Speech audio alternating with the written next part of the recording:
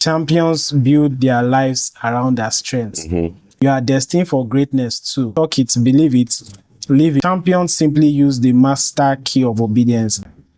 Champions build their life around their strengths. Losers build their lives around their weaknesses. Yeah. Do you want to show more light on that? Yeah, beautiful. So I made this, I think it was one of my recent threads. I think it was 2 or 3 days ago that I made this thread. So Yeah, now,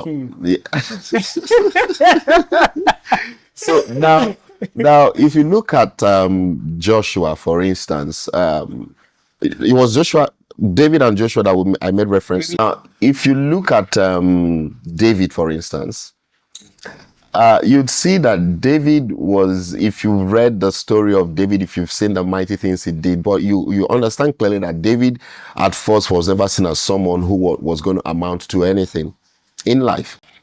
All his brothers were in the war front, but he himself was considered a shepherd boy, right?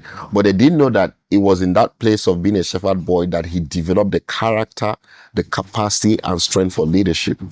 Now, they didn't know the mighty things he was already doing in the, from tearing the lion and rescuing and then of course he did that with the bear as well, right? So he has developed his strengths. Now he has the musical strength as well. In fact, it was now useful in the king's palace when Saul had, when he was having scoy in his head. So he would play to calm the king down, right? Now, and then when we also look at Samuel, we would see Samuel's story. He was given to God, and then of course, when it was time for God to call him to a higher place of priesthood, he didn't realize that it was God that was calling him. So at the time, he wasn't sensitive to the leadership of to the voice of God, right? Now, what happened? He's still dependent on Eli to be able to begin to have access to God. It was Eli that told him, "Oh, I wasn't the one who called you; it was God who called you."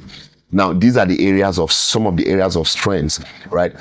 Now, talk about answering your question in terms of losers focus on their weakness. So, most often than not, have you considered that we tend to focus on what is not working? How that we're trying to do stuff, and because it's not working, we fixate on it instead of asking or focusing on the things that are working, amplifying it and making it better.